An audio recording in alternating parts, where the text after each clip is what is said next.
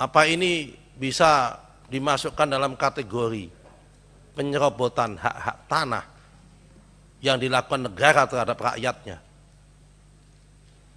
Kecuali kalau mereka itu adalah hutan atau tanah yang kosong.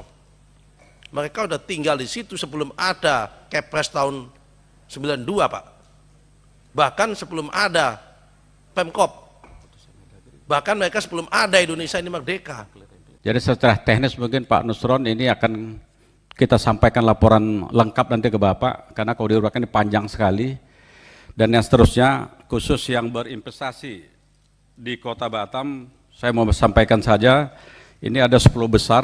Ya, pertama investasi yang terbesar dari Singapura 65,2%, dari Prancis ada 12,4%, dari Jerman 6,11%, dari Taiwan 5,6%, dari Hong Kong 3,8%, dari China 2,6%, dari Jepang 1,4%, dari Luxembourg 1,3%, Malaysia 0,8%, dan Belanda 0,8%. Itu investasi asing yang ada di Kota Batam.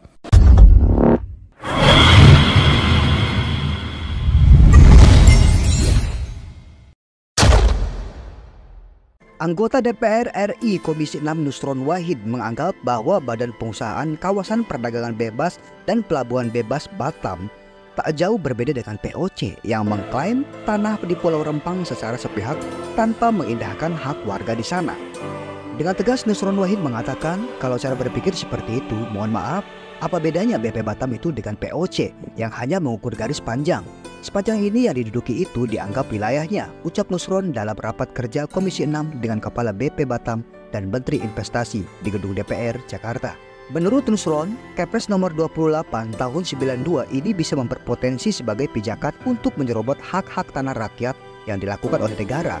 Terus, di mana logikanya dan nilai kemanusiaannya? Hanya selembar Kepres nomor 28 tahun 92, wilayah penduduk tanahnya yang sudah diduduki kemudian dianggap itu menjadi tanah negara. Apa ini bisa dimasukkan dalam kategori penyerobotan hak-hak tanah yang dilakukan negara terhadap rakyatnya? Bebernya Nusron Wahid. Kecuali kalau mereka itu adalah hutan atau tanah yang kosong.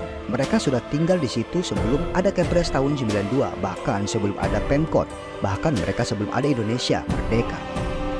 Ia menegaskan pembagian wilayah tersebut seharusnya dipilih-pilih oleh pemerintah untuk mana saja tanah yang sudah ditempati. Izin pimpinan, saya tambahkan beberapa hal yang saya hormati Pak Nusron. Makasih Bapak.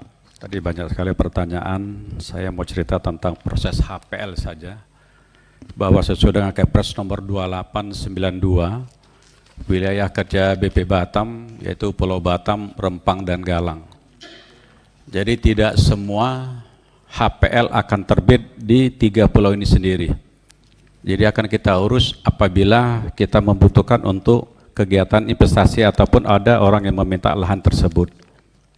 Khusus Pulau Rempang dan lainnya, jadi dari 92 sebetulnya ini wilayah kerja BP sudah mengarah ke sana. Dan setelah mengarah ke sana, maka ada keputusan wali kota bahwa seluruh dokumen lahan yang biasanya dikeluarkan oleh pemerintah Kota Batam maka tidak boleh dikeluarkan lagi karena sudah ada di BP Batam.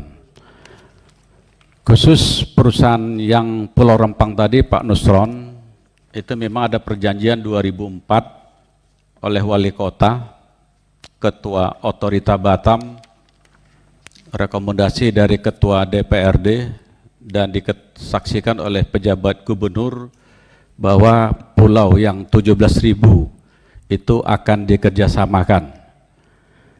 Pulau Rempang sendiri 17.000, yang 600 itu ada di Pulau Stoko dan di Pulau Galang sendiri 300.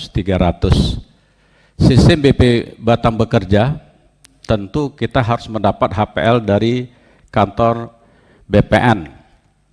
Untuk mendapatkan HPL dari BPN, maka kita harus menyelesaikan semua permasalahan yang ada di lahan itu. Contoh Rempang hari ini, ada hutan lindung, ada hutan buru, ada hutan produksi konversi, dan ada APL. Kalau dia sudah APL, maka kami nggak pengurus lagi, tapi 3 yang di atas harus kami urus. Karena kalau tidak kita urus, maka tidak pernah akan selesai. sesuai dengan keputusan Presiden nomor 28 tersebut. Hampir seluruh Pulau Batam juga demikian. Tidak semuanya sudah HPL, tapi mungkin hampir 90% sudah HPL. Karena HPL yang kita urus adalah Izin parsial. Pak Rudi, saya mau bertanya gini Pak Rudi. Sebenarnya apakah negara belum menyerahkan keseluruhan wilayah kerja Otorita Batam itu dalam sebuah master plan pengembangan kawasan itu, Pak? Saya akan sangat heran kalau kemudian ternyata setiap kali mau melakukan apapun masih lagi ada urusan dengan pusat, dengan ini, dengan itu. Apa tidak ada master plan yang utuh?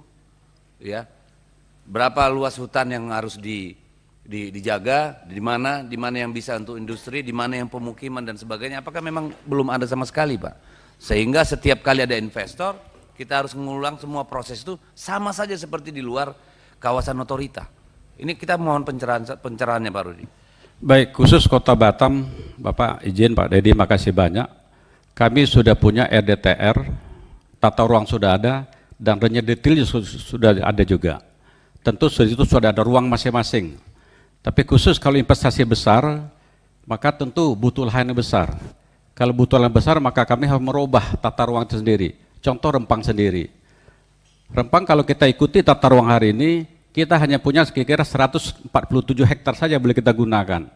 Sedangkan investasinya butuh lahan yang besar, khusus ya 5 perusahaan tadi. 5 perusahaan tadi dia akan butuh lahan 2.000 plus satu Rempang Tower itu untuk pengembangan PT MEK sendiri. Jadi sisa dari 2.000 ada 5.000 lebih akan digunakan PT MEK untuk membangun yang disampaikan Pak Bahlil tadi. Tapi yang 2.000 tadi ada 10 perusahaan yang akan dibangun sana. Intinya tata ruang sudah lengkap ada, tapi kalau ada kebutuhan yang mendesak harus kita investasikan, maka kita akan merubah tata ruang itu sendiri. Mohon izin Pak Ketua. Silakan. Mohon izin Pak Rudi. Sebelum terbitnya Kepres nomor 28 tahun 92,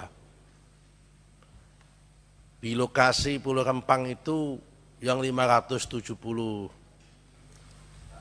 hektar, sudah ada penduduknya apa belum, Pak? Sudah ada orangnya apa belum, Pak? Karena kayak yang saya temukan, informasi yang saya dapat dan saya ke sana, bangunan mereka itu ada bangunan yang sudah dibangun tahun 1930. Bahkan ada makam, yang makam itu adalah makam tahun 1800-an. Terus di mana logikanya dan nilai kemanusiaannya? Hanya selembar kepres nomor 28 tahun 92. Wilayah penduduk, tanahnya yang udah didudukin, kemudian dianggap itu menjadi tanah negara.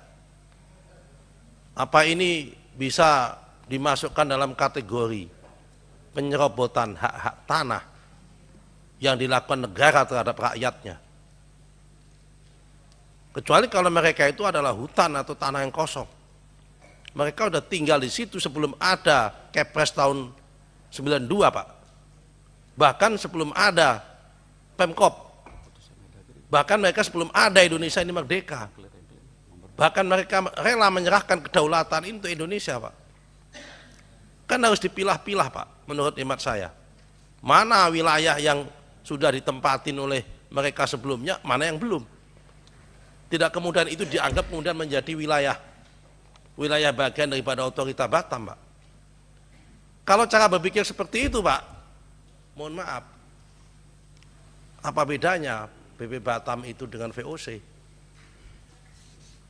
Yang hanya mengukur garis panjang ini, sepanjang ini yang didudukin itu dianggap wilayahnya, tanpa memedulikan bahwa mereka ada hak-hak warga negara di situ. Apa jangan-jangan BP Batam pun masih menganggap mereka ada inlander yang nggak punya hak yang sama dengan warga negara yang lain? Tolong Pak, kami kasih penjelasan soal ini. Izin pimpinan saya terusin. Saya kira Bapak Ibu ada satu lagi aturan dari Menteri Dalam Negeri bahwa sebelum kami mengajukan dan sebelum HPL keluar, kami harus clear and clean Sehingga mereka-mereka yang punya lahan di situ, itulah salah satu tugas BP Batam untuk menyelesaikannya. Maka hari ini kami, khusus Rempang, tentu kami butuh regulasi juga, supaya dalam penyelesaian ganti untung kepada mereka, ini tidak jadi masalah hukum buat kami. Jadi secara teknis mungkin Pak Nusron ini akan kita sampaikan laporan lengkap nanti ke Bapak, karena kalau diuraikan ini panjang sekali. Dan yang seterusnya, khusus yang berinvestasi di Kota Batam, saya mau sampaikan saja, ini ada 10 besar. Ya, pertama investasi yang terbesar dari Singapura 65,2%, dari Prancis ada 12,4%, dari Jerman 6,11%, dari Taiwan 5,6%, dari Hong Kong 3,8%, dari China 2,6%, dari Jepang 1,4%, dari Luxembourg 1,3%, Malaysia 0,8%, dan Belanda 0,8%. Itu investasi asing yang ada di Kota Batam. Dan khusus untuk perizinan pendapatan lahan, saya informasikan bahwa dari tahun 2000, kalau tak salah saya 2021, itu sudah saya limpahkan sepenuhnya ke PTSP, baik DPMKO ataupun BP Batam. Jadi proses tidak perlu melalui saya, tapi level kepala PTSP dan direktur lahan sudah bisa menyelesaikan. Khusus yang Bapak tanya tadi, kalau memang ya saya akan ada Bapak khusus, karena kalau saya bicara mungkin nanti kurang etis, karena saya sudah tahu sumbernya dari mana, karena yang nangani selama ini adalah Deputi 3 saya, Pak Sudirman. Mungkin kita ketemu Bapak khusus, akan kita jelaskan satu persatu, supaya nanti keduduk masalahnya betul-betul tidak ada yang keliru. Saya kira pimpinan itu, terima kasih. Wassalamualaikum warahmatullahi wabarakatuh. Assalamualaikum.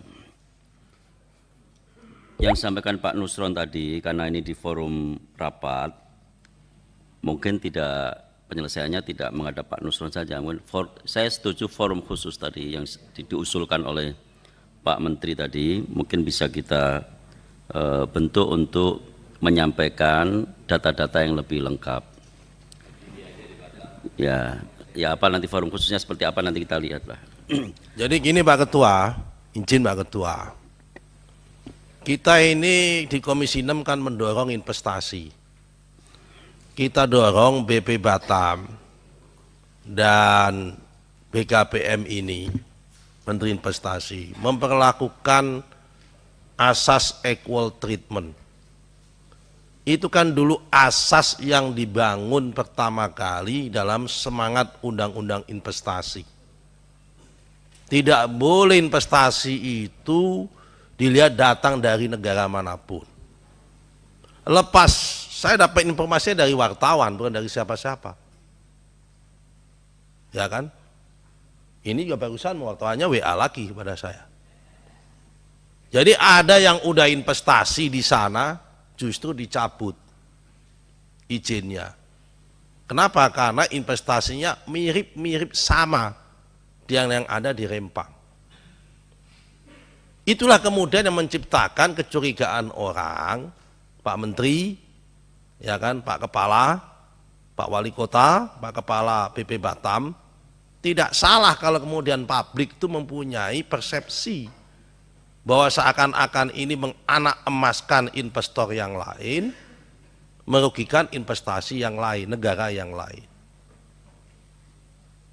Kebetulan, ya kan, yang ini dari Amerika katanya, yang sana dari Cina, sehingga kita dianggap lebih menganak emaskan Cina daripada Amerika. Padahal semangat investasi kita adalah equal treatment, semangat hubungan luar negeri kita adalah bebas aktif. Jadi saya mohon pada Pak Menteri, Pak Rudi, kalau Rempang dijalankan, saya mohon Galang dan investasi yang diurus oleh perusahaan yang lain juga harus dijalankan. Dengan treatment yang sama, perlakuan yang sama. Tidak boleh ada yang dianak emaskan. Karena saya yakin yang namanya uang adalah uang, investasi adalah investasi, judulnya duit, pasti akan mempunyai efek multiplier, efek ekonomi, entah itu datangnya dari mana. Kecuali Kalau dua-duanya dikasih kesempatan yang sama, perlakuan yang sama, kemudian yang satu mundur, lain cerita. Ini yang satu izinnya dicabut, padahal udah bayar masalahnya. Itu yang membuat tadi rumor itu beredar kemana-mana. Saya kira itu Pak Menteri. Mohon ini diperhatikan khusus, ya kan? Terima kasih Pak. Pimpinan, izin pimpinan, Pak Nusron, karena ini terkait dengan Undang-Undang Nomor 25 Tahun 2007 tentang penanaman modal, equal treatment itu ada pada pasal 31, pasal 29 tentang PTSP.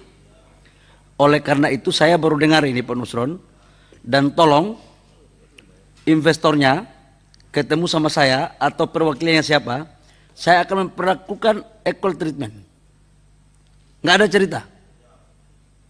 Saya justru lebih senang kalau ada 2 perusahaan atau 3 perusahaan, karena itu menarik investasi selama mereka menyelesaikan kewajiban-kewajiban mereka dengan PT BP Batam dalam rangka wilayah, lokasi. Tapi kalau dari sisi kebijakan investasinya, itu dari Kementerian Investasi. Saya akan siap melakukan. Saya kira teman-teman di lapangan udah tahu. Saya nggak usah sebut namanya. Cukup ya. Ya.